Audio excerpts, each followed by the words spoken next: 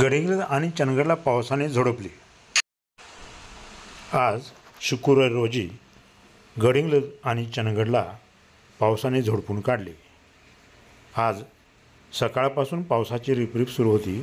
पावसाने उग्र रूप धारण केले आणि दिवसभर पाऊस पडल्यामुळे गडिंग्लज चंदगड मार्गावर भडगाव येथील हिरण्यकेशीला पाणी पुलालगत आल्याने जर असाच पाऊस रात्रभर राहिला तर हा मार्ग बंद होण्याची शक्यता आहे. गडिंग्लज तालुक्यातील निलजी हा मार्ग सध्या बंद झालेला आहे. धुवांधार पावसामुळे अक्षरशः आज गडिंग्लज आणि चंदगड तालुका गारठून गेला.